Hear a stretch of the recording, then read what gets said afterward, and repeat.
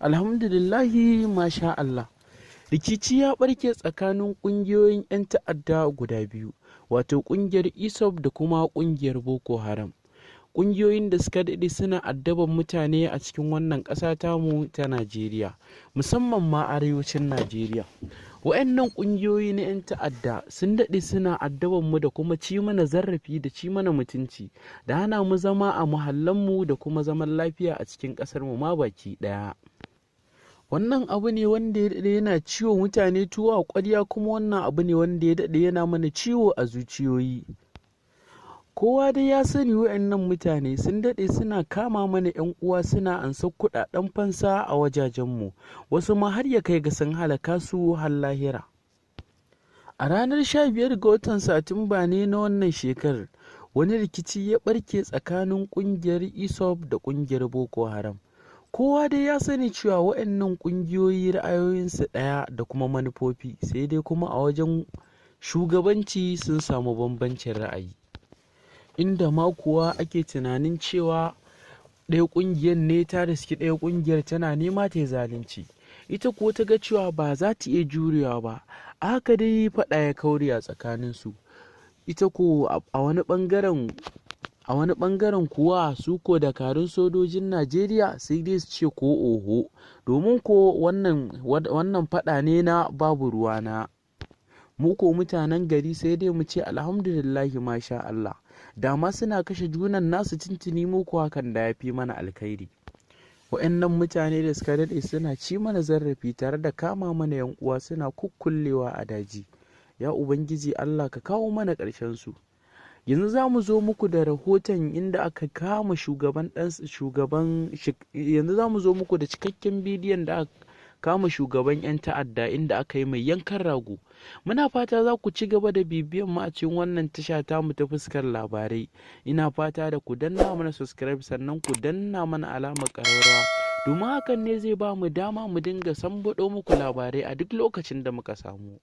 Wa'annan dakaru na 'yan ta'adda ba kowa ba ne illa yaran Abubakar Shekau, wannan tsohon ta'addan wanda ya baƙin suna a arewacin Najeriya da ma ƙasar baki ɗaya. Idan ba ku manta ba, kimanin shekara 15 kenan Abubakar Shekau yake kashe mana al'umma waɗanda ba su ji ba su gani ba.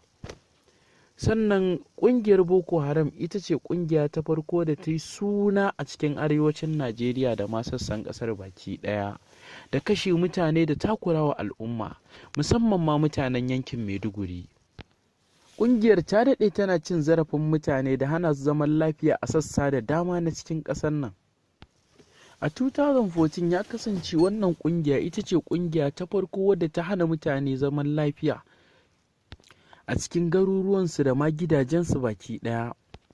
Idan ba ku manta ba, ƙungiyar Boko Haram da kuma ƙungiyar ISOP manufarsu dai guda ɗaya ce, amma kuma sai dai suna da ra'ayi wajen shugabanci.